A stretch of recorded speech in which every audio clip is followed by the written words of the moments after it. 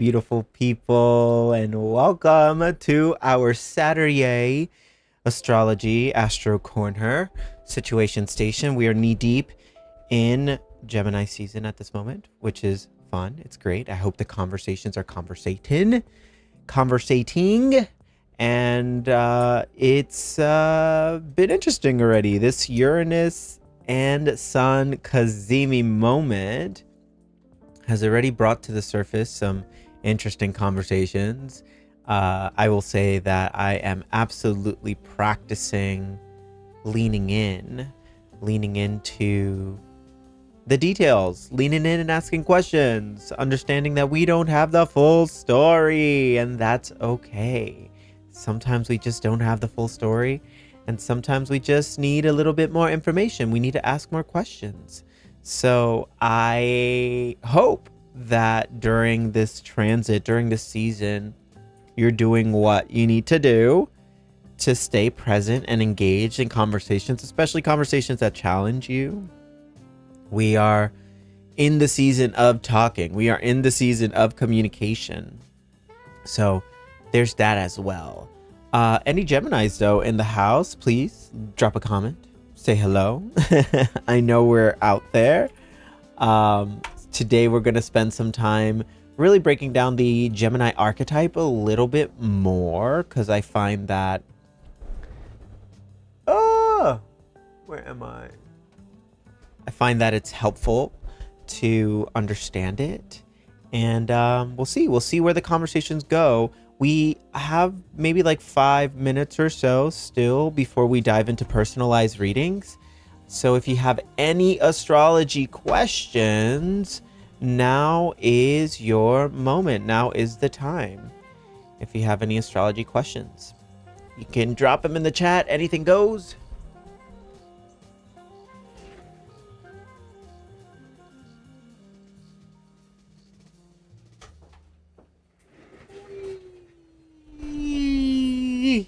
Perfection. So let the community know that I am here. I am live.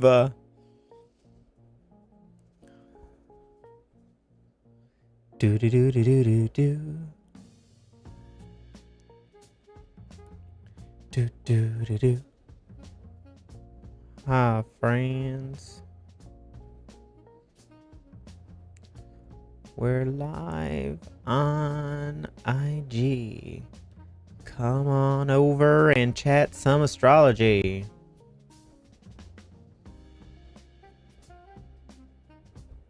Let's see.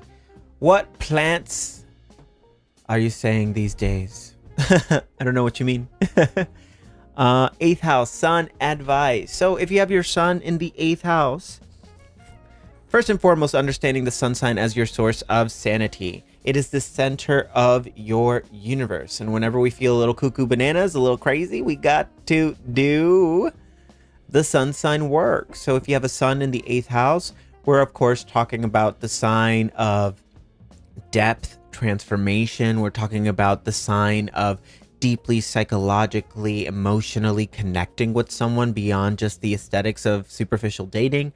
We're also talking about the house of shared resources and the vulnerability of that, of trust. So what I see in that sun sign in the 8th house is trust. Whenever we just trust, whenever we surrender, whenever we let go, whenever we look at the intuition that's present, that's probably motivating us to either let go of a situation or embrace it a little bit more, that is where the sun sign is at work. The sun thrives in change if you have an 8th house sun. So that there's that to consider as well.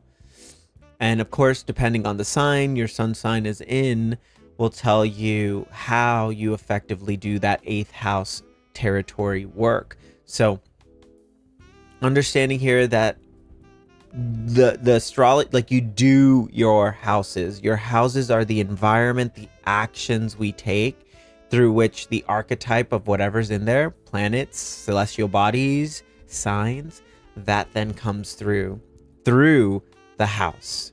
So you got to do the house. You do the housework, and you are the astrology. You are the astrology, and you do the house. That is the best way to think about the house system. It's the environment, the set design through which that astrology will play out through time and in life. Okay? So there's that as well. Oh, thank you, friends, for your love. I'm not a Gemini, but I'm in love with the Gemini. I'm trying to understand him better. He has been going through a lot lately, and he is depressed. So something to really understand about Gemini people is that there's a very clear public-facing face, and there's a very, very different private life face. There's the energy that we're online, we're engaged, we're all of that. And then Gemini really needs alone time to be with themselves. And that is the recalibration process of it all. You might consider it depression, but really it's like, okay, cool. I need to sit with all the information that my public facing, my outward life has shown me. And Gemini clearly needs processing time. Air sign, constantly taking in information, constantly expelling it. And then it's like, okay, it's off. What tends to happen though is when that Gemini is quote unquote off, there are peoples or others who think that, oh, something's wrong with that Gemini person, but that's not the case. They just need some alone time. They need some snacks. They need some TV. They need to scroll. They need something to help them process that information in real time. So that is really helpful to understand about Gemini peoples. And also a really great way to understand the Gemini archetype is looking at the faces of Mercury. There's a very clear outward facing Mercury face that's always seeing the sun, always seen by the outside world as well. And there's another face to Mercury, the other half of Mercury, that never sees the light of day. It's forever cold. It's forever dark. It's forever not so warm, right? It's the subconscious realm that is not so visible. That's why Gemini gets painted as the twins, right? There is the one twin and there's the other twin. There's the light twin and there's the dark twin. There's the angel and the little devil.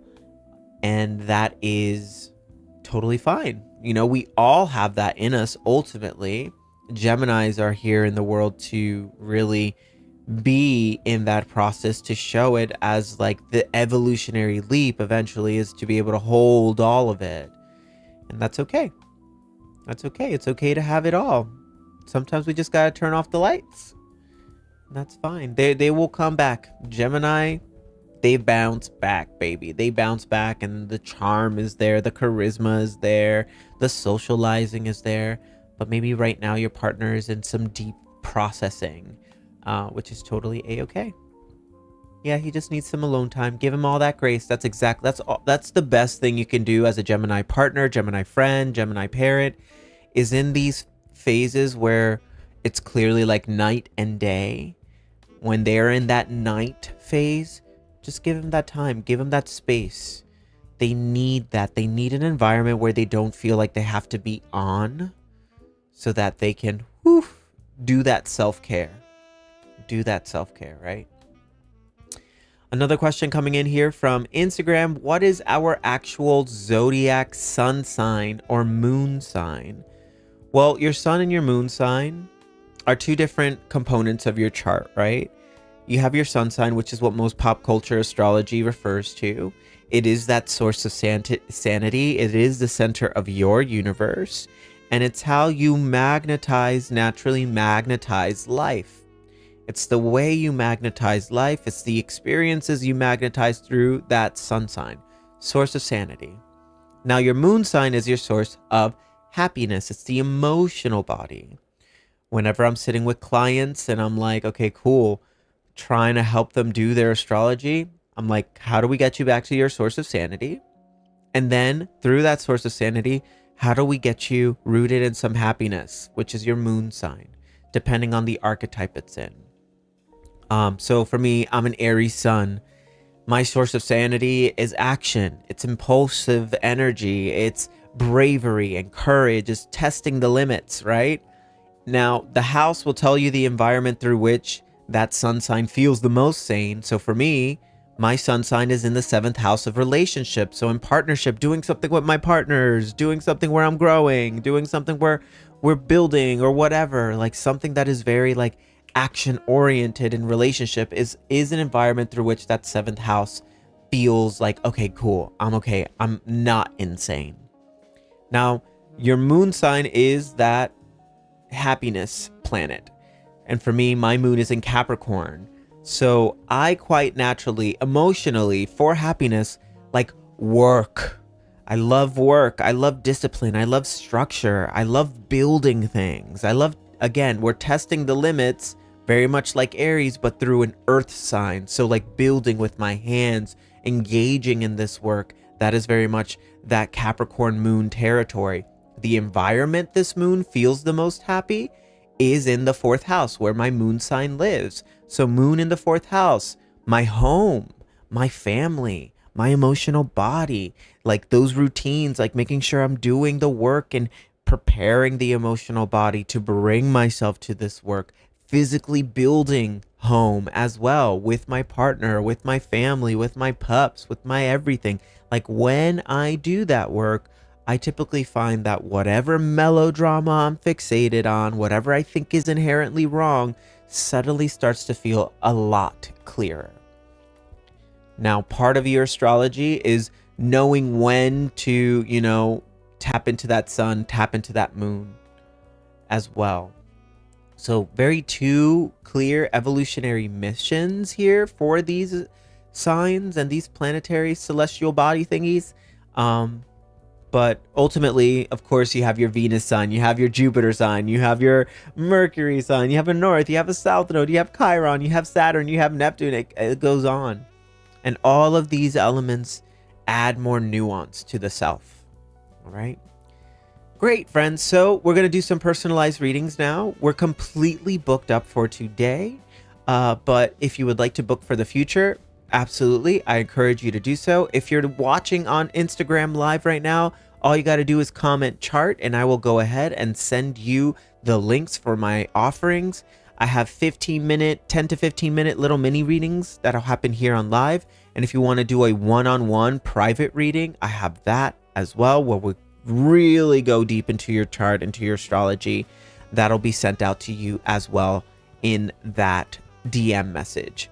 If you're watching live on YouTube right now, well, all you got to do is go to the link in the description. I have all of my offerings on there, both my chart room readings, which is on here on live, and my one-on-one readings. Okay. So with that being said, let's get our first chart up here. We are fully booked for today, which is beautiful. We're going to start with Alicia, and then we have Louise, Michelle, and why? That's all I have here for you. Why? I'm sure you put your, hopefully you put your,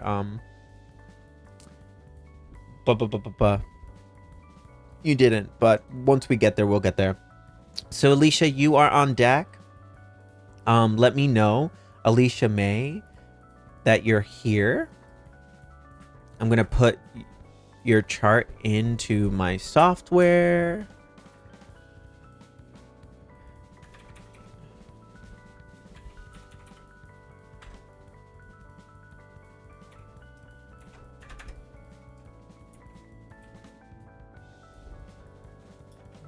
Okay.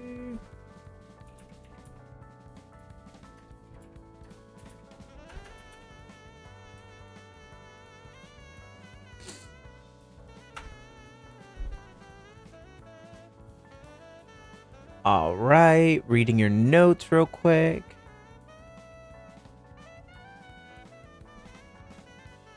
Love you all so much. Thank you for being here, friends.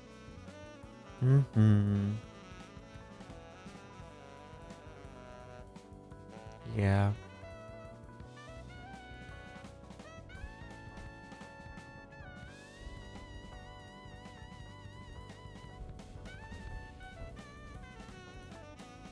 Great.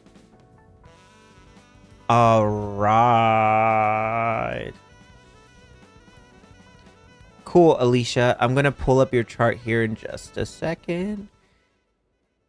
So for you, dear, a couple of things are really coming through. I'm gonna pull up your chart and you'll see it on screen so we can talk in real time about your astrology. So as far as fire and igniting things, I think it's a very interesting theme in your life because you, my friend, there we go. Here's your chart. You, my friend, have a south node in Aries. First and foremost, I want to say sorry for your loss. Like losing a mom, losing someone you love. I can only imagine the grief behind all that, especially on a full moon in Scorpio. This full moon in Scorpio happening in your fourth house of family, in your fourth house of your roots, where you belong, who you belong to. So I think it's quite poetic and heartbreaking, of course, all the things. But what we're looking at here, especially during that new moon in Aries, what are we igniting? What are we igniting? So first, let's look at your south node. South node in Aries, right?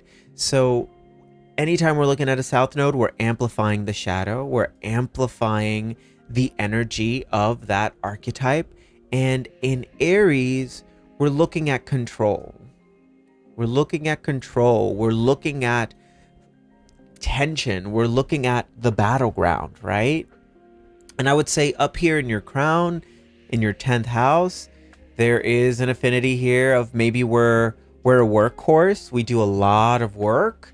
Maybe our work is really important to us, whatever that work is. We could be the boss of something, and which is like all beautiful. It's all fun, and it's nice to be able to really focus on a career path. But I'm looking at this North Node in Libra here in your 4th house. Like, what does your family life look like? You know, North Node Libra, we're moving. It doesn't mean we're not working. It doesn't mean we're not bossing it up in this lifetime. But on top of that, what about home? What kind of home are you building with others in this chapter of your life? What kind of environment are you building? Does it feel like a sanctuary? Does it feel like a safe place for yourself and others? Do you feel seen? Do you feel witnessed? Do you feel loved in your home? Does your home feel like a sanctuary? And I get it right now, you know, those roots are kind of being shaken up, especially after some grief. Very real. But there's something here that I'm noticing, and just like looking at the transit by wheel real quick, we're going through with Neptune and Saturn and Aries in this 9th house of philosophy, beliefs, expanding our worldview.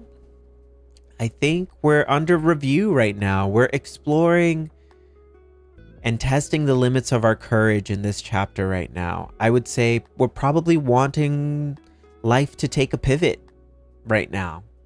We're wanting our life to take a bit of a pivot, which is beautiful. It's beautiful to pivot. It's beautiful to change. It's your Saturn return as well, love. Happy Saturn return. So we're talking about a major moment in your life of change and transformation. With all of this 4th house energy, it's like, great. How is the home changing? What is happening in the home?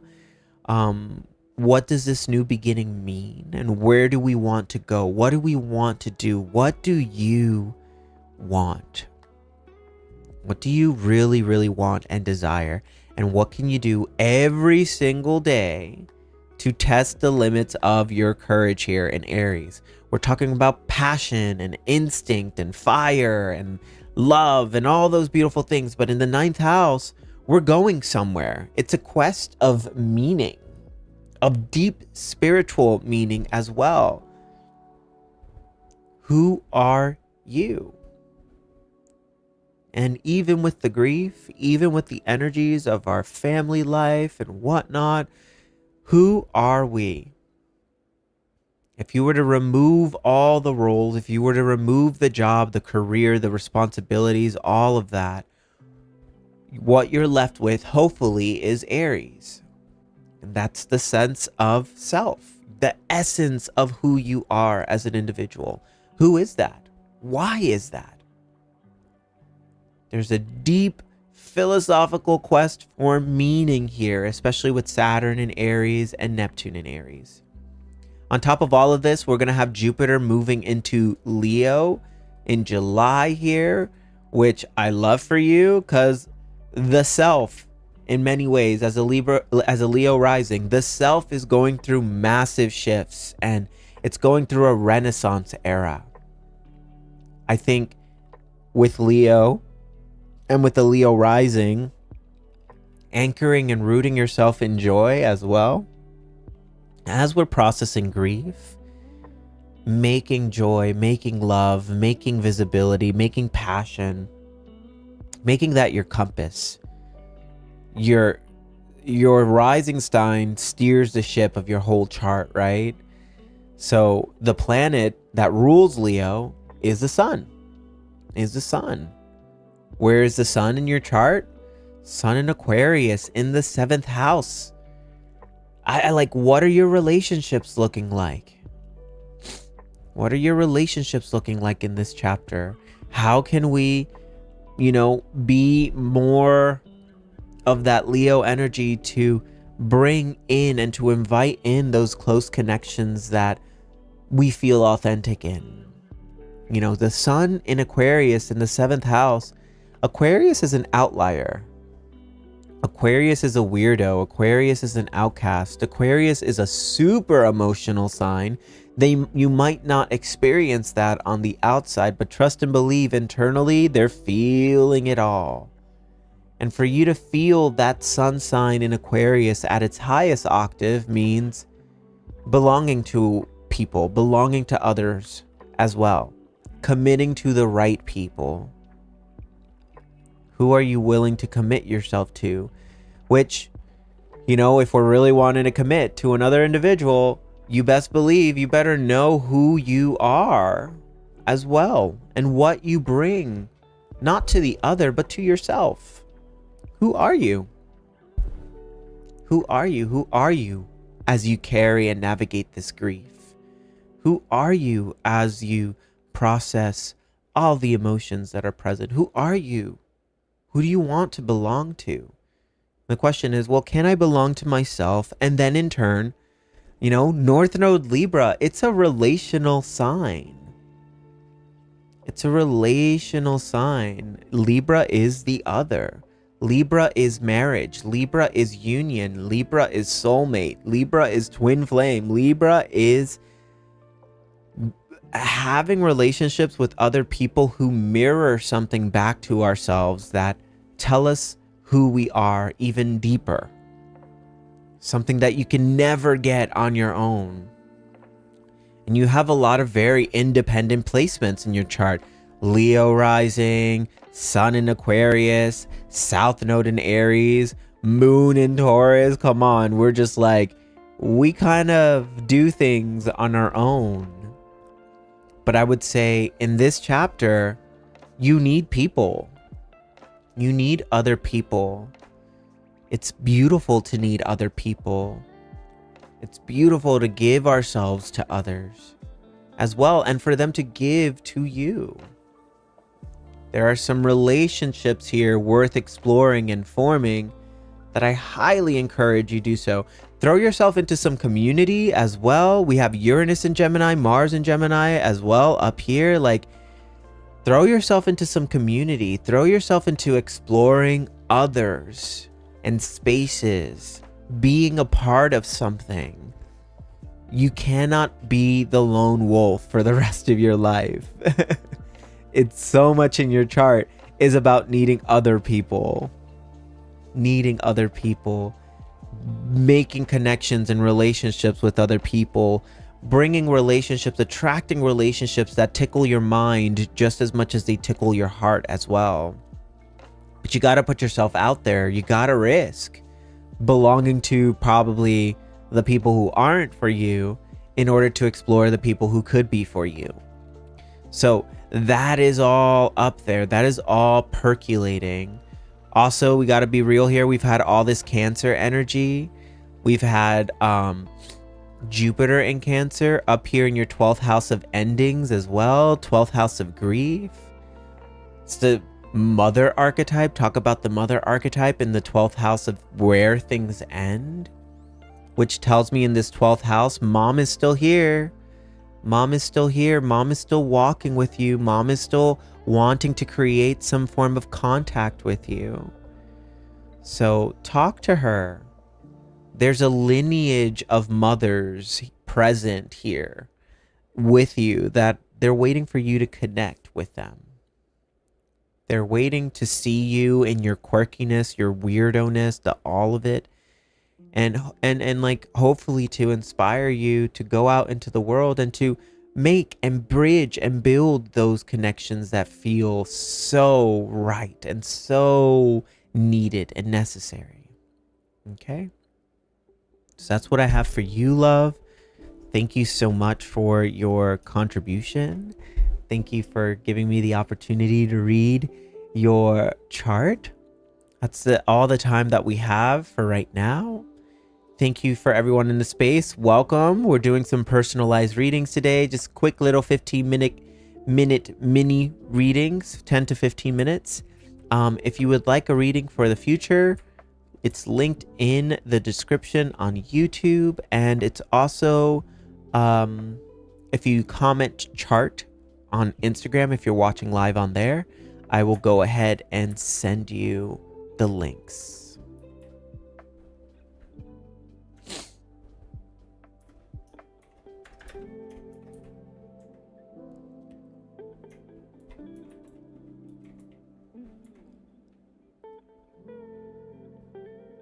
Next up on the list, we have Louise. Louise, wherever you are, dear, just let me know. Great. I'm just going to grab some water real quick. You're welcome, Alicia.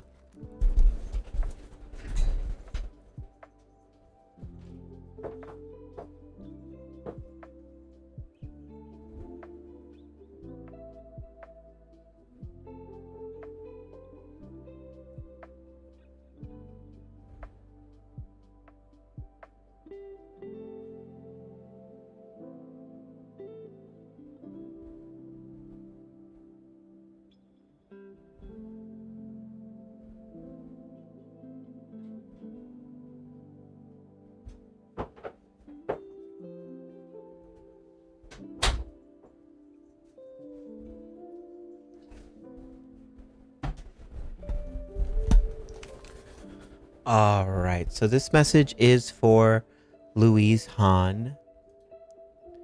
Welcome, dear. And if you're just watching the replay of this is for you as well. Okay. All right. So here is your chart, okay? And right off the jump, reading your notes, I see that you feel like you need to know what's going on. You're feeling a little unsettled at the moment, which I think in many ways is speaking to your South Node in Virgo. South Node in Virgo, love. Like, here's the thing. We're moving from South Node in Virgo to a North Node in Pisces. North Node in Pisces. South Node in Virgo, uncomfortable. Like, always feeling like something's up. Always feeling like something's wrong.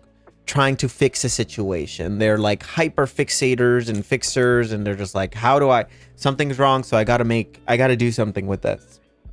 To that North Node in Pisces, which goes, everything is exactly as it needs to be. Everything is so perfect. So perfect, so beautiful. Everything is right on time. Everything is flowing. Everything is in divine timing. Nothing is wrong. Everything is changing. And that's it.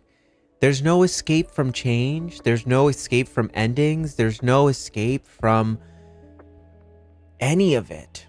But can I find myself in both things? Can I see myself in this and that, in yin and yang, in dark and light? Instead of feeling like I have to be the one to fix problems, how can I just let these problems as well see themselves through, see themselves out? So much in you really is making something so simple, so complex through that South Node in Virgo. And it's a beautiful quality to have, to see the things that are not working. I'm not saying South Node in Virgo is like super wrong or super bad. But in the second house of values, in the second house of how you see yourself, your worth, and what that worth is, like when you put it out there, Virgo here constantly is thinking that something is wrong with them. But there is nothing wrong with you, my love. There is nothing wrong with you. Can we trust? Can we surrender? Can we let go? And not surrender to just anything or anyone, right? 8th house, North Node, Pisces. So we're talking about surrendering to the people closest to us, letting them pour into us as well, instead of being the one constantly pouring and pouring and pouring and pouring. No, can we just make it all simple? Make it all so simple. Simplicity is key for you. Simplicity is so key for you. As that South Node in Virgo rushes to make one little flaw, personal flaw, this whole like complex situation, the simple truth is, I deserve love, they deserve love, we all deserve love, we all deserve compassion. How can we get more in touch with that inner mystic, you know? We're moving from student, which is very much Virgo, to elderhood, which is North Node in Pisces. It's the grandma who rocks back and forth on her porch, and all the little Virgo babies coming up being like, oh my God, what's happening in this world? This world is crazy. This world's chaotic. And there's so much wrong with this world. There's so many problems, and I got to do something. I feel unsettled. I feel crazy. And that grandma Pisces goes, it's all so perfect exactly as it is, though. And there's nothing passive about that, right? It's not just like, well, there's nothing I can do about it. Sure, there's moments where we have to, and we get to respond. But there are also other moments where we gotta just, this is life. This is life, and this is what we came for. Now, if we're just trying to fix a situation to just like fix discomfort, as in, well, when I fix this, then I'll feel comfortable. When I fix this, then I'll feel safe. When I fix this, then everything around me will feel like, oh, I can breathe again. There's no fixing. There's no fixing. Sure, there's pockets of improvement. Sure, there's some of that. But ultimately, everything is as it should be. And that's the wisdom of Pisces is, wow, everything is as it should be. How can I make the most out of this moment, out of this one life? I know I'm coming back. I know I'm going to leave this physical realm and I'll be back and I'll completely forget that any of this even happened. But in the meantime, yeah, how can I really be in this? Thank you, heart, for your love and your capacity to love and forgive. Even amidst all these feelings, like, thank you because you're letting me know I care. Thank you, body, for rooting in me and grounding in me. Like, thank you, life. Thank you, planet. Thank you, source. Thank you, universe. Thank you, creator. Thank you, everything. In the 8th house as well. So we're looking at a realm where making sure that these people who we surround ourselves with are also capable and carry the pulse of mysticism in their bones, in their DNA. We need an environment where there's shared philosophy, and a shared philosophy in perseverance. We need that pulse of, cool, we keep going, and onward and upward, we keep going. Looking at this Taurus stellium in your 9th house of philosophy, we have Taurus here. We have Mercury in Taurus. We have Jupiter in Taurus. We have the Sun in Taurus. In the sign that's all about the body. A sign that's all about our instinctual nature. to find balance and peace. No matter how complex or chaotic it all is, we all have it in us to just go, well, you know what? In this moment, I'm okay. In this moment, there is no rush. In this moment, no problem whatsoever. We keep going. We keep moving. And I don't need anxiety to be the thing that motivates movement. I don't need the anxiety as gasoline or fuel. In fact, anytime I've used anxiety as gasoline or fuel, like I found myself running on empty most of the time. The one thing for certain in your life is that you got time.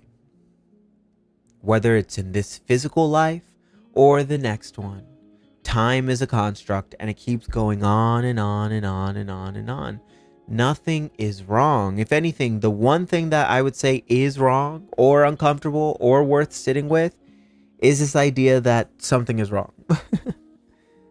I would question it. Sure, you might want to do something. There's something in you that's like, but I want to do something. I feel like I have to do something. Well, get simple with it then. You want to know the next step? You got to get really quiet. You got to close your eyes and surrender the body, surrender the mind, surrender the anxiety. And in that stillness, in the quiet, something comes through. A message will arrive. A truth will arrive. And moving from that place is a hell of a lot more sustainable than I got to react. I got to fix this. Whatever this is. Simplicity is key. Simplicity is key. Ask yourself some better questions. Because I bet a lot of that anxiety that you're walking with, that's feeling like something is wrong with you, is not even yours. That's okay. You got to do more surrendering work. More letting go work. I hate to sound cliche, everybody in the spiritual space, you got to surrender, you got to let go. It's like, yeah, I can understand that conceptually, but why doesn't it feel like I'm letting go? Well, where's the gratitude as well? Where's the love? To let go, we got to let love in. The phrase let go and let God. Yeah, let love. Let compassion for yourself in. Let compassion for others. Guess what? We're all figuring it out, babe. Every single one of us, we're figuring it out. We're trying our best and sometimes not trying our best, but that's okay. It's not all for you to carry. The weight of the world is not for you to carry solely on your shoulders. This world is not asking us to carry it and its problems and its burdens. It's suspended in time, space, on its own, just fine. Just fine, without your worries. This earth is not asking you to carry it. And the weight of it all. It's God itself. Like, it's still doing its thing. So, neither should you. Neither should you carry all that burden. We get so fixated on a problem here with that South Node in Virgo that we forget what life is all about. That's what that North Node in Pisces mission is for. It's to remember that it's all this grand cosmic joke at the end of it all. Life is just this grand cosmic joke. And there's pockets of time where we have to get serious, right? But we will get there. In the meantime, let's get simple with it. Hug a tree. Hug your body. Stretch it out. Do some qigong. Whatever. Get yourself into your body first. Move the anxiety through body practices. And then we'll see what's up. All right? All right, love. Well, There you go. That's what I have for you, dear. Thank you so much, Louise, for your contribution. That is your reading, baby. Really good stuff. I appreciate you. Hello, friends who are just joining. If you would like a personalized reading, all you have to do is comment chart if you're watching on Instagram, and I'll send you the links. If you're watching on YouTube, then all of my links for my offerings are in the description, okay? So one of two options. We're booked up for today, but definitely consider booking for the future because these slots finish fast, okay?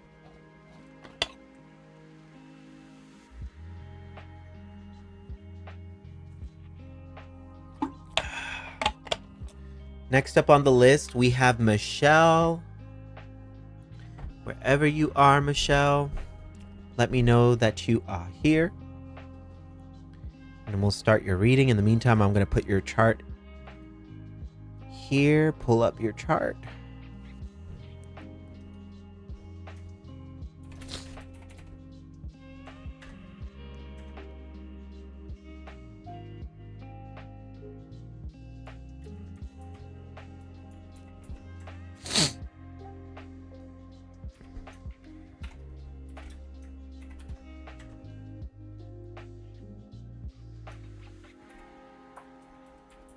Holy shit. I did not know this. Whoa. Hold on, I'm having a squirrel moment here.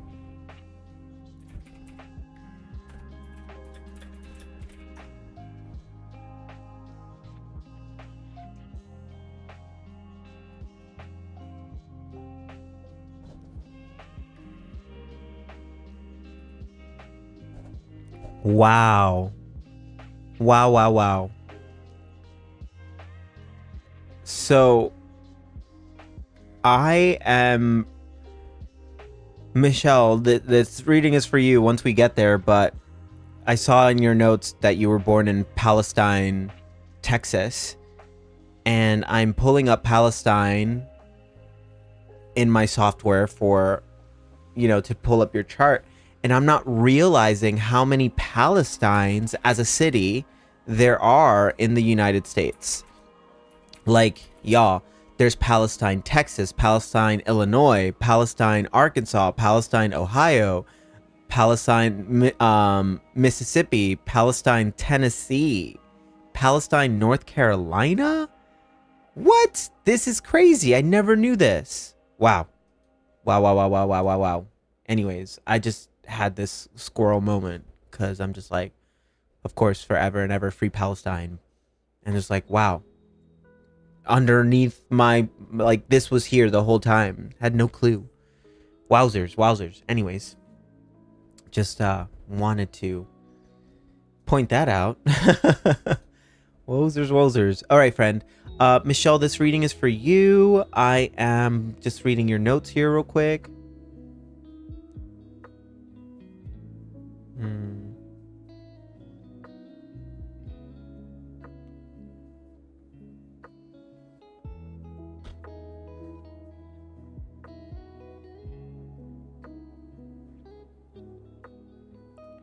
Free Palestine. Free Palestine.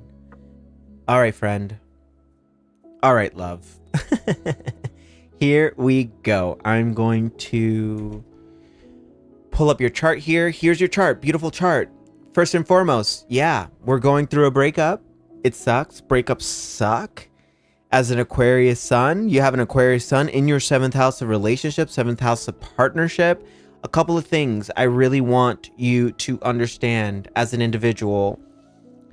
Part of what gets you closer and closer to authenticity as an Aquarius sun is potentially being outcasted, is potentially, feeling like an outsider. And in these moments where we feel like an outsider, really trusting wholeheartedly that you're not crazy, you're not off, that every time we are either physically outcasted through relationship or breakup or whatever, we're getting closer and closer and closer to our ideal partner, our ideal mate, okay?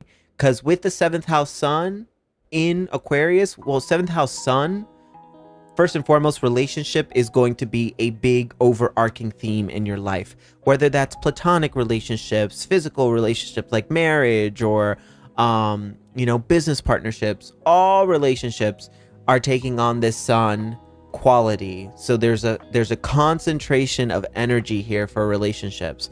In Aquarius, the relationships are weird. The relationships are quirky. The relationships are out of the box. Like, these are all happening for a reason. So I would say, even in the ending of this relationship, as it sounds like in your notes, we were coming up to tension. Like, there was some tension there, and in the tension of it all, like, something had to break open. Something had to get you closer to a felt sense of authenticity. Oh, you know what I'm realizing, Michelle? I'm going to pause this reading just for right now, because technically you booked a reading 10 minutes from now. And I'm just realizing that you're probably not here because it's not your turn yet. It's not your time. But when you're here, Michelle, we'll get back to you. I'm just realizing that I called your name and I should have waited. Yeah, there's a dragon in that chart for sure. RE, Palestine in the U.S. Towns in the U.S. named Palestine were named by Christian colonizers settling in lands of milk and honey. Whoa. Wild. I'm going to have to look into this, because did not consider or realize that being a thing. And wow. Anyways, we have like 8 minutes or so to kill before I continue with Michelle's reading.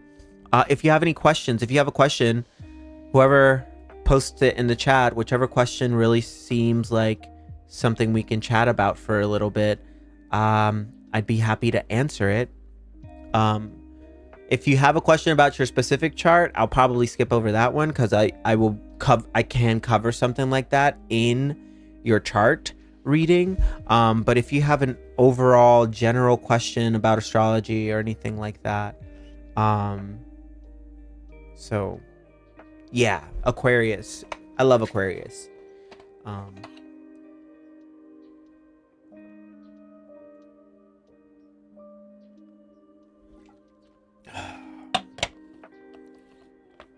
Uranus and Gemini. Question here. Uranus and Gemini. I'm assuming, Natalie, you want me to talk about Uranus and Gemini? Because I can gab about Uranus and Gemini.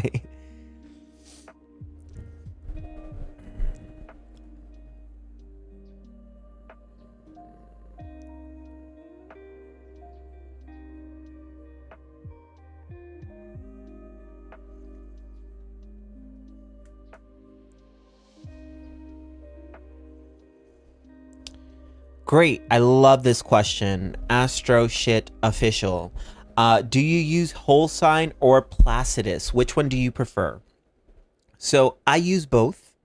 I use both systems. For a very long time, I only used whole sign houses. And it was mostly because Chani, who is an idol of mine, I love Chani, love her work. Super queer, super feminist, super political, politically aware at least. And she's been a huge inspiration of mine over the years. But she uses whole sign houses, sticks to whole sign houses. And I've found that if I'm reading for a collective, if I'm trying to read a large group of people, I will use whole sign houses, because everything is in its perfect little box. I can at least, for the most part, be able to tell what the astrology is hitting in your chart, in your house, because everything is in these perfect little boxes. Now, if I'm reading one-on-one, like I'm doing in these. I'll show you. I'll bring up my chart again, show you. If I'm reading one-on-one, I will use Placidus, because Placidus is more nuanced. You know, here, what whole sign houses would do, it would make all of Leo the first house. It'd make all of Virgo the second house, all of Libra in the third house, onward, onward, onward. But I like using Placidus for one-on-one readings because of transits. So if I hit this transit button on the outer ring, we have all the transits right now. Okay. So if we were to, let's say, push all of Aries into the ninth house, like whole sign house would make all of Aries up here in the ninth house, right? I don't really love that because I think it's more nuanced to look at transiting Saturn, transiting Neptune, and read it in the eighth house, at least where it is right now. So cool, we're touching on some eighth house themes here. We're touching on some shadow. We're touching upon some changes here. We're testing the limits of our courage. We're going deep into the underbelly of the beast. And then eventually, like next year, let's say next year, it will cross over into the ninth house. Will eventually cross over into the ninth house whenever transiting Saturn goes back there. Oof, we got some time. But whenever transiting Saturn crosses over to the ninth house, which it will, then it's like, okay, cool. It's a little bit more nuanced. A little bit more nuanced. So in all of that, one-on-one readings, Placidus all the way, because transits are more nuanced. But if I'm reading for the collective, if you're hearing a reading from me in my collective, you're hearing my interpretation through the whole sign house system. Okay. So that's basically it. That's basically it. I mean, I do love, I can switch it over to whole sign houses and show you. I do love the symmetry of whole sign houses. I do love it. I love how everything is in its perfect little box. I do enjoy that. But as you saw with Placidus, like technically Neptune and Saturn are in that eighth house. You know, they're in that eighth house. They haven't crossed over yet. So I found accuracy wise for Placidus to be more resonant with people than whole sign houses, especially if I'm doing one-on-one readings. So there's that. There's that. Either way, it's all up to you. It's all up to you. You get to use it. You get to use the tool, and I'm sure people would still find resonance with Saturn and Neptune in the ninth house. I'm sure I can read someone and there's still resonance there, but what I've gotten the most out of is like super resonance with people who I'm reading through Placidus. Yeah.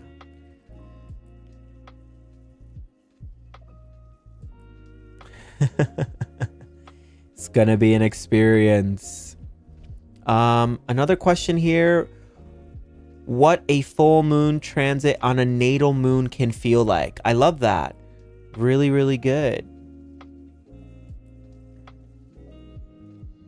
For sure. I'm glad you asked. The software I'm using is a website called Luna Astrology for friends who want. I like it because it's colorful. my eyes really love it. So, and it helps. So what a full moon transit on a natal moon can look like. So if a natal transit and if a transiting planet is hitting and in conjunction with your natal astrology, then the effects of that tend to be a bit more poignant, a bit more like personal. If you have a Scorpio moon and there's a Scorpio full moon or a Scorpio new moon, you'll probably end up feeling it, or it might feel a little louder energetically, especially if they're conjuncting one another. Like if we were to make pretend instead of Saturn in Aries over here, if this was a moon in Aries and they were in conjunction, technically, 11 degrees, 12 degrees, I would apply a 1.5, 2.5, 2 degree orb, which would make this a conjunction. So the effects of that could be a little bit more potent. It might be a bit more poignant of a full moon or a new moon. But, no rules, because like your definition of like intensity is very different than my definition and experience of intensity. So it's all subjective. It's all to you. You can have a Scorpio moon and there's a Scorpio full moon and you're like, yeah, party, whatever. It was just another day. While other people might feel it more, like it might be more intense, especially if like they haven't really been checking with their energy either. So there's that as well. Yay. Okay, so now we're going back to Michelle. We're going back to your chart reading. Michelle, if you're in the house now, please come back and say hello. Reading your chart. Relationships are going to be a common theme, a common denominator through your life, especially with the sun in Aquarius here in that 7th house. Now, Aquarius relationship and how they do relationship is going to be very different than someone who has a Taurus sun in the 7th house. If you have Aquarius sun in the 7th house, so your ideal relationship is quirky. It pushes against status quo. Aquarius is the disruptor. They're the rebel of the zodiac. They come into the stars, they come into astrology and go, you know what? Let's build a new world. And let's really make this like new world super accessible to all peoples. All right. And that's why every time there have been major Aquarius transits, it sparked revolutions. There's been a correlation with revolutions and like the people rising. It's not so far-fetched to say with the Aquarius archetype. But for you, it's less of a group of people and more about your interpersonal relationships. Making sure that your interpersonal relationships truly mirror the new world we're building. And I think there's part of that with Aquarius here in that moon of just like Aquarius also being the sign who is meant to break through social conditioning. It's the sign that comes right after Capricorn, which is like, here are the rules. You follow the rule. Daddy is laying down the law. Follow these rules. Follow this structure. Follow this system, and you will be successful.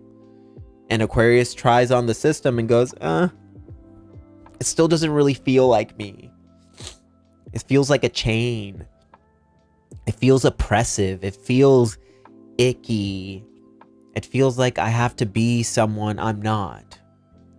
Every time I look at Aquarius, I think of the Status Quo song in High School Musical. Whoa, no.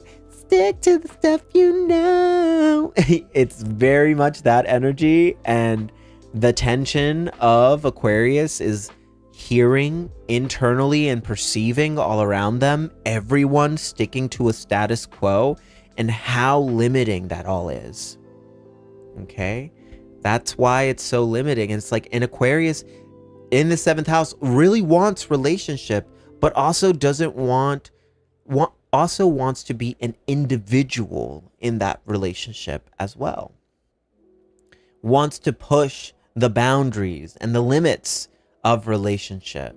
I'd see 7th house Aquarius sun here and I'm like, cool, polyamory, having multiple partners, maybe having a primary partner could be something that works out for you.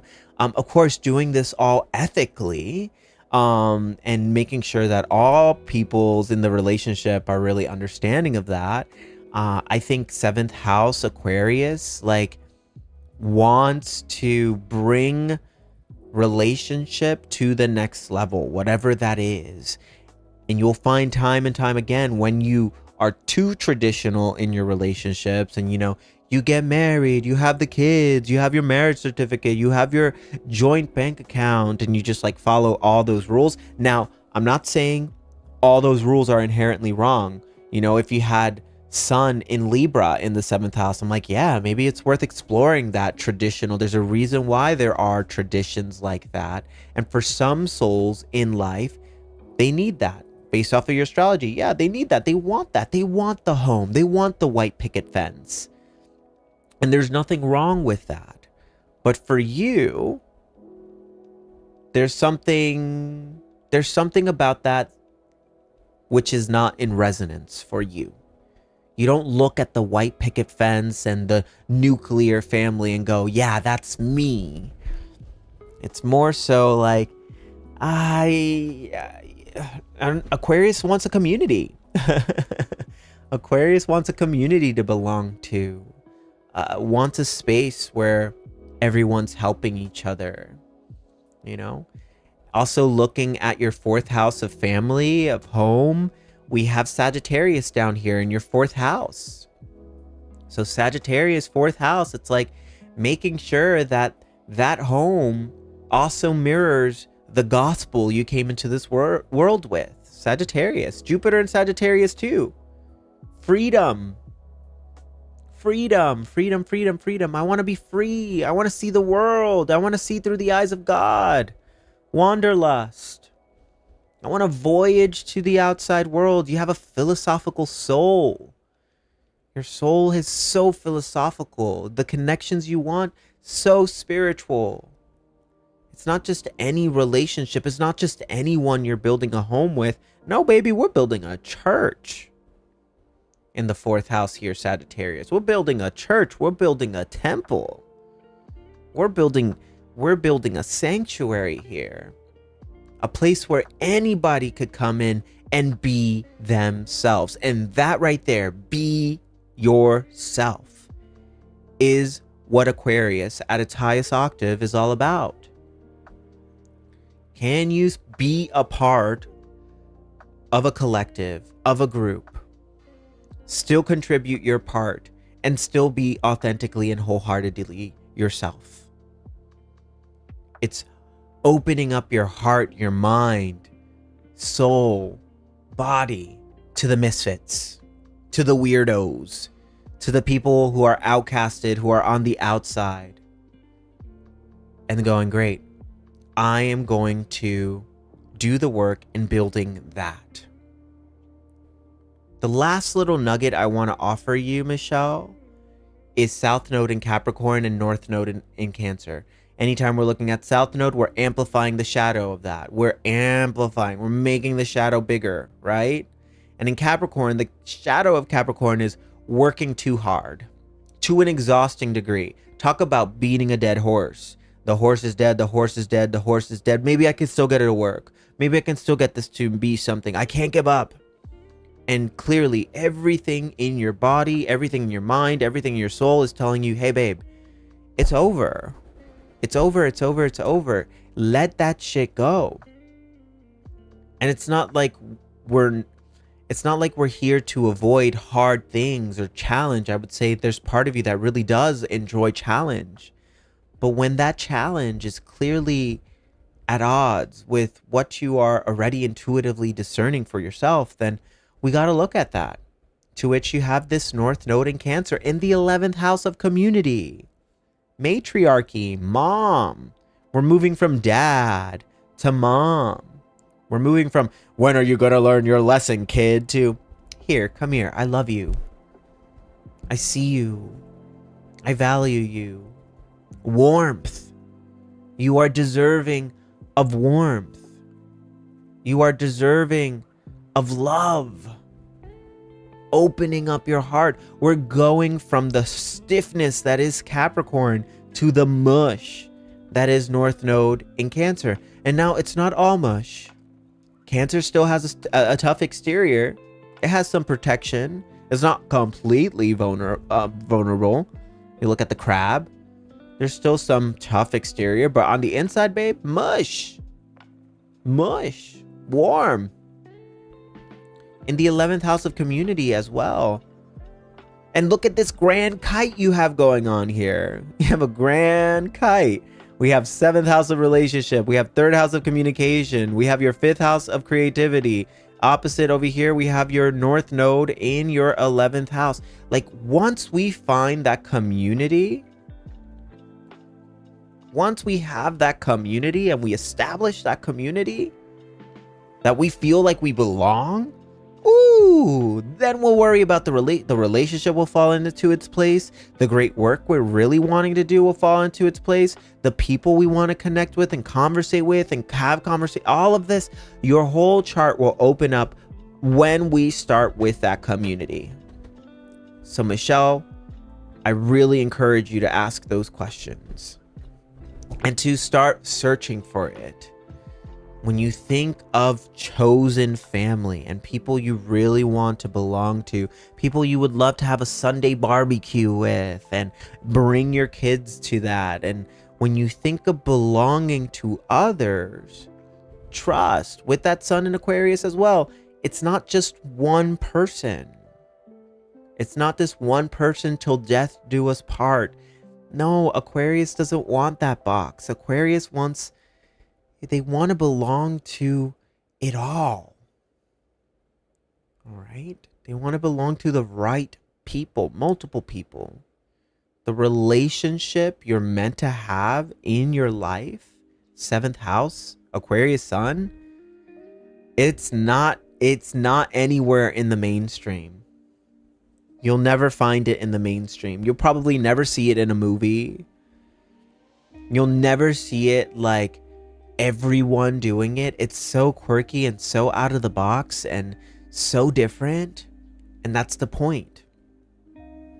So whenever you find yourself traditionally trying to force yourself into relationships that are same shit, different environment, different day, again, you'll find like that Aquarius feels, I feel like I don't belong here. And it's because you don't.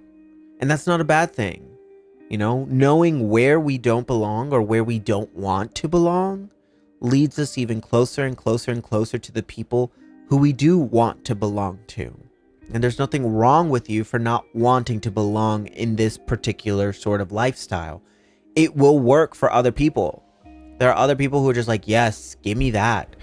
Give me the structure. Give me the predictability. Give me the consistency and all of that. While there's other people who are like, I want something new. I want something different. I don't see myself in this. And that's totally fine. It's totally okay. Yeah, it's totally beautiful if you do it ethically. You know?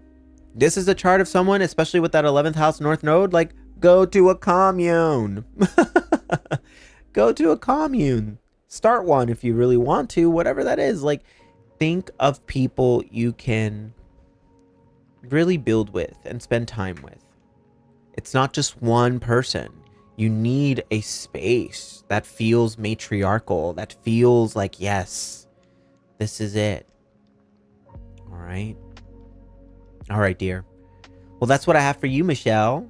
Thank you so much for your contribution. Thank you so much for signing up for a reading. If you're just joining us and you would like to book a reading for the future, we're booked up for today, but for the future, if you're watching on Instagram, comment chart, and I will go ahead and send you all the links to book a reading. If you're watching on YouTube, all my links to my offerings are in the description. Go and check that out. We're booked up for today, but you want to do this in advance. Absolutely want to do this in advance. Here we go. I'm going to read some comments here. Last reading for today is Y, the letter Y. If you are in the space, let me know. Why? Tell him that it's human nature. It will be fun, they say. My future self is probably going to be doing some freaky alien stuff. Aquarius rising, absolutely. Not ready yet. Oh, I love that. I hope you have kids because you would be an amazing father. Oh, thank you so much. Thank you. I feel that. I feel like a tadpole looking at her chart. Yeah, absolutely. All right. Why? I'm going to pull up your chart here while we wait for you to enter the space.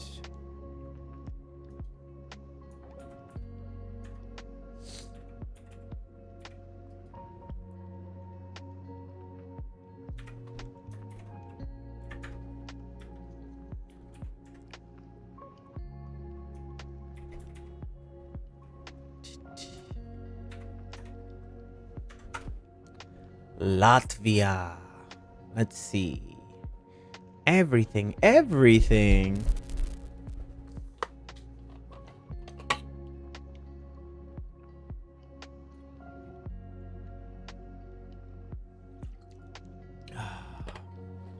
All right.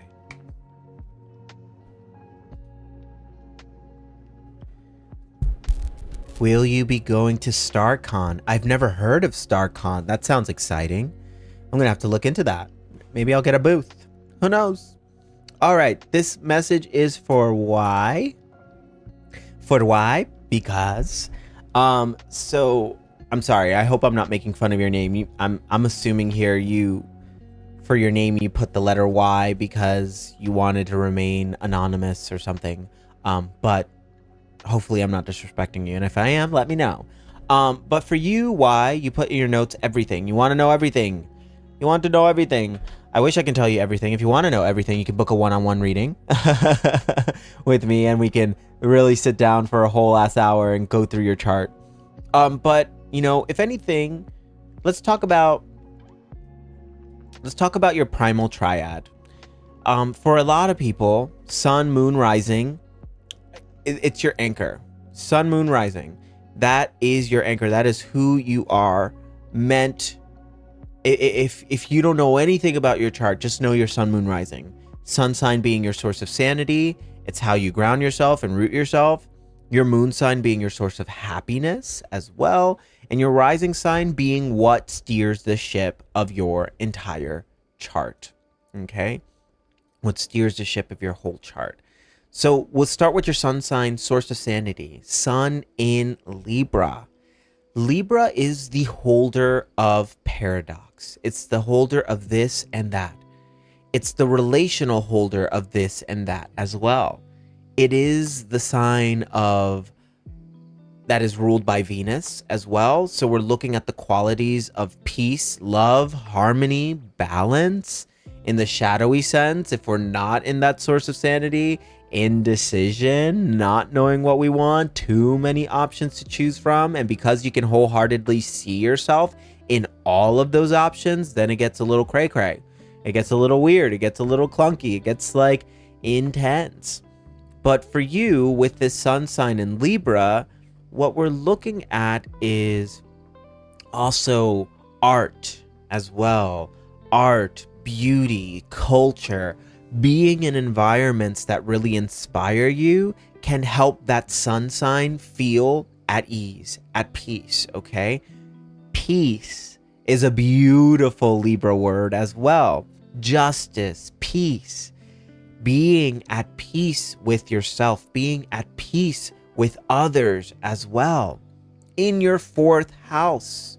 So your home is your sanctuary. Making sure that that home environment feels balanced and peaceful and at ease as well can really help that sun in Libra thrive in beautiful ways. Now, in the fourth house, we have a couple of things that kind of make home life a little challenging. We have Pluto in Libra. So home changed a lot, probably changed really dramatically when we were younger. With Pluto in Libra, I wouldn't be surprised if mom and dad divorced, were separated, one of them is not there, maybe one of them passed away really early on in life, which left us feeling a little crazy in the sense of like, well, what is home? What does home really feel like? What does balance feel like? What is a sanctuary really feel like? Maybe we actually physically moved around a lot as well, so it became really hard for us to trust home and the ideas of home. This is also the fourth house, which is our emotional foundation. So, how does the body find calm? How does the body find peace when you have Saturn and in Scorpio here as well in the fourth house? Scorpio being a planet that doesn't trust easily, carries wounds, actively working on turning those wounds into wisdom. But if we're not turning those wounds into wisdom, if we're not embracing change in the physical sense in this environment as not being something that's attacking us, but being something that's changing us. Change is a really good Scorpio word. So we have two things here. We have, well, making sure your home feels like a sanctuary, but also recognizing that home is wherever you go. Home is where the heart is. I think that's a really good phrase for this fourth house energy. And how the sun really, for that sake of sanity, needs that feeling of home, needs that feeling of balance and harmony. But Pluto and and Saturn here in the fourth house add a level of melodrama to this conversation of home. Not all of it is real. I think the goal here with that sun, to really get that sun sign to work, is whatever wounds you're carrying around home, your emotional home, your physical home, how can we alchemize them into gold? How can we turn that into wisdom to hopefully put our best peace foot forward? All right. All that we see is not real. Home is not a struggle. Home is not something we earn once we do X amount of work. Home is not something that happens when we've done enough self-work either. Home is right here. It's always here. And that's what Libra Sun really needs to feel sane in themselves, in other people as well. It's about belonging in that sense to other friends, and family as well. Who are we building with? What does family really look like? I think the concept of family is hard for us to grasp. You know, Pluto and Saturn really makes the concept of family super difficult. But it doesn't have to be. I think we know the extreme really well, especially with Pluto and Saturn piled up here in that fourth house.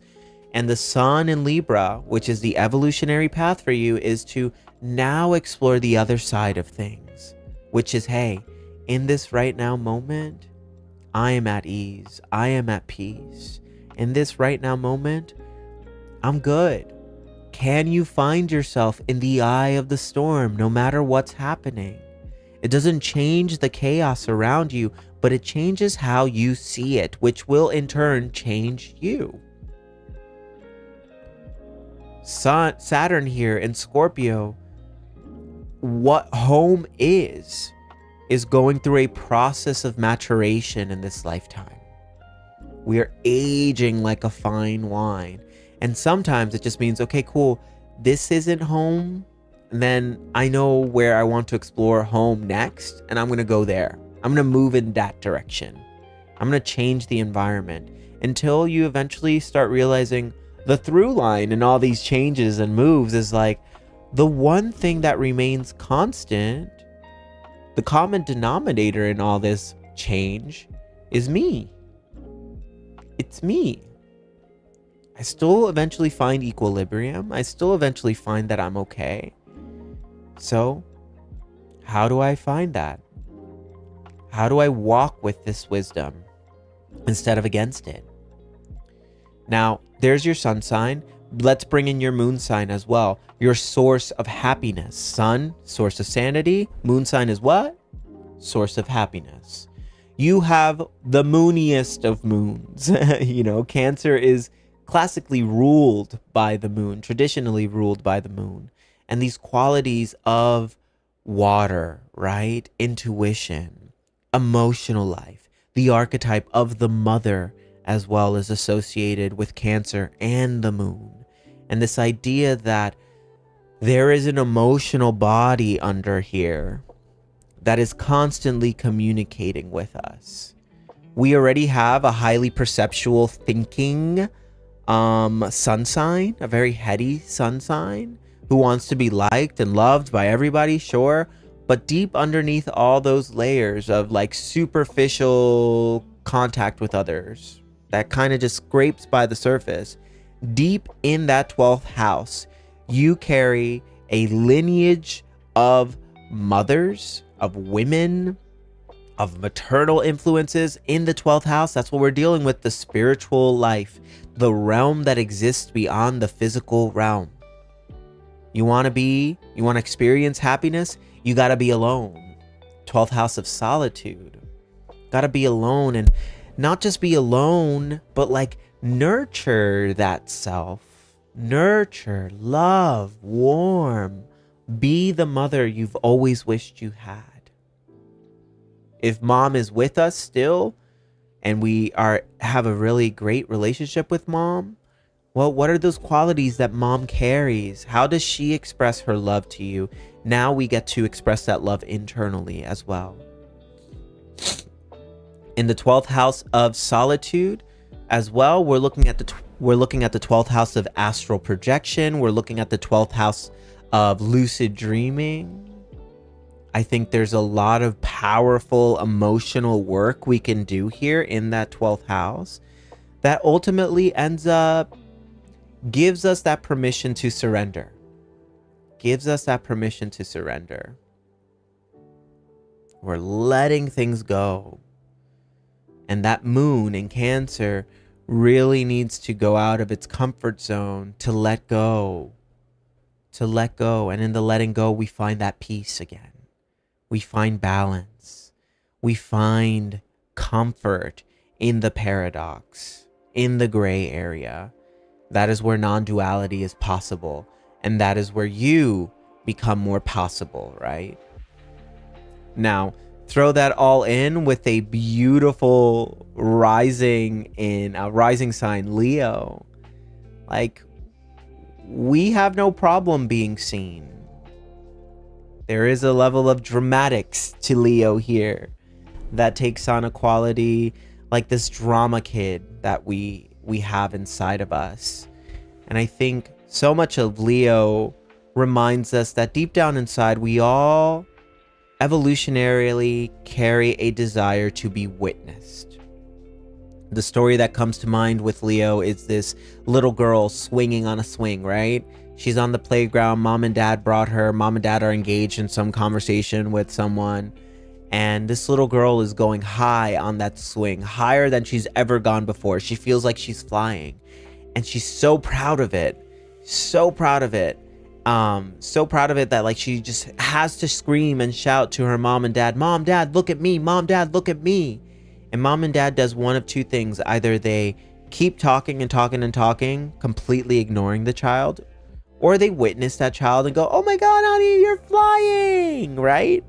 Now, if the parents ignore the child, by the third time, that kid stops asking for mom and dad to witness them. They stop asking to be witnessed, period. And in the process of all of that, what do we got? We still have a need to be seen. The mantra of Leo being, for it to be real, it must be witnessed. For it to be real, it must be witnessed. And those feelings of belonging that come online when we're witnessed. Now, in the whole process of witnessing, in a shadowy sense, Leo can get that attention, but it's not for the right things. It's not for things that feel inherently good to them. You know, sometimes Leo will contort themselves, play the role of something that they think the other person wants of them, because that person has given them validation for that. They become that person. They become that identity. But there's something out of integrity with that, right? There's something wonky about that, to which the highest octave Leo track is to be witnessed, is to be seen, but to be seen authentically, to wear their heart on their sleeve, right? It's to look at my humanity in all of it. Look at all of my humanity. That's why Leo makes great actors. They're really great performers because they're really good at putting on those shoes of other people and bringing the humanity into full focus, into full witnessing. Okay? So that gets a little uncomfortable, especially if Leo doesn't realize they're doing it, doesn't realize they're masking just to keep other people comfortable. I think part of the evolutionary path through that warmth, through that love, through that charisma is still remembering that you're human, still remembering that you're messy, still remembering that your love is messy as well. We're messy. Humans are messy, and that's okay. It's beautiful. It's beautiful. You don't want to be, it's not about being seen by everyone. It's about being seen by the right people. By the right people. By the people who like really fuck with you. That's what Leo really wants. Okay. So that's what I have for you. Why? I can't give you everything. We still haven't touched on North and South Node, Jupiter placements. There's still a lot more to your chart than just your Sun, Moon, Rising. But Sun, Moon, Rising is always a beautiful place to start. Absolutely. It tells us a lot about ourselves. And then we can start bringing in some of the complexity, some of the other things in here, which will paint more of that picture. All right. But on that note, friends, we're all done. That's it. And scene. Thank you for being here. Thank you for witnessing me. Thank you for being in the space. If you would like a one-on-one reading, comment chart on Instagram if you're watching on Instagram, and I'll go ahead and I'll send you all my links, everything that I offer. If you're watching on YouTube, the links are in the description. I'd love to read your booking. I love to read your chart one-on-one. My one-on-one readings are extended. They're an hour long. These are just like little mini snapshots, 10 to 15 minutes. So there's still so much more to cover. But I figure this is still really nice in making my offers accessible for some folks who just don't have it right now, or maybe they do and they just want something quick. There's many different ways to engage with this astrology. Either way, thank you so much for being here. I love you all so much. I will be back again on Thursday, next Thursday. We have a full moon in Sagittarius coming up very soon on the 31st. So keep an eye out for that. Thank you for being here. Like, subscribe, notification bells, everything to help me keep going. If you're on Instagram, please go and hit that notification bell. Like, help me out here, because Instagram feels like they're suppressing my live streams. I used to have like hundreds of people on a live on Instagram, and now it's been like 3 people, 4 people. So I don't know what's happening. I think if you really like my content and you get something valuable from it, you gotta engage with it. You gotta like, you gotta subscribe, you gotta do the notification bells. I'll try my best I will honor that in the sense of like not overwhelming you with notifications for sure. But yeah, that's what I got for y'all. Thank you for being here. I love you very much, and we will be in touch very soon. Say goodbye to everybody in the space before heading out. I appreciate you. I love you. I honor you. And thank you for spending time with me today. Hopefully you saw a little bit of yourself. Yeah. Hopefully you saw a little bit of yourself in these conversations. All right, friends. Love you. Bye. Bye. Bye. Bye.